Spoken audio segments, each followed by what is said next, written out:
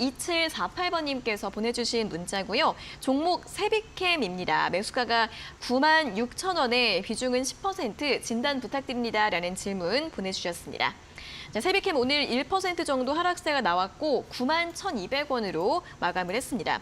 사실 이 폐배터리 관련주들이 2차전지 열풍 막바지에서 이제는 폐배터리 관련주들이 좀 움직이지 않을까 하면서 살짝 상승세가 나왔었는데 지금은 다시 좀 흔들리다 보니까 좀 조정을 받고 있는 구간으로 보입니다.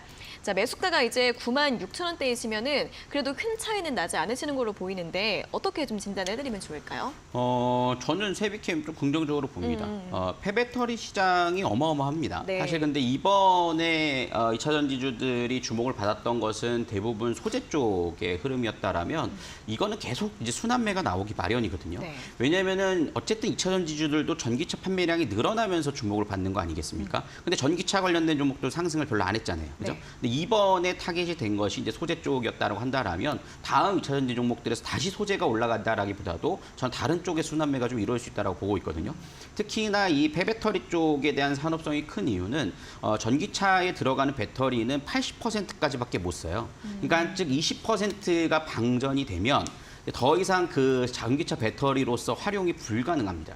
그렇기 때문에 그 80%가 충전이 되어 있는 그 배터리를 어떻게 활용할 것이냐의 시장 규모는 엄청난 규모다라고 볼 수 있겠고 이런 점들은 지난 LG에너지솔루션에서의 컨퍼런스 콜에서도 이것에 대한 전망들도 한번 논의가 된 적이 있었거든요.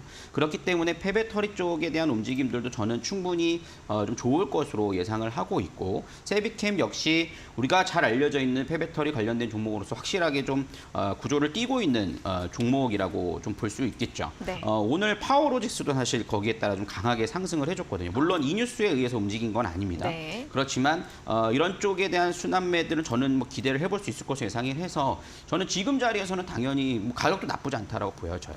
그러니까 지금 차트 보면서 설명을 좀 드리면 10만 원짜리와 8만 원짜리의 박스권 자리에서는 그냥 매수를 해놓고 기다리시는 것도 저는 뭐 괜찮다라고 봅니다. 뭐 조금 올랐다고 팔다라기보다도 현재 구간에서 보시면은 헤비캠도 한번 주목을 받았던 종목이 처음 상장됐을 때 엄청난 상승을 보였거든요.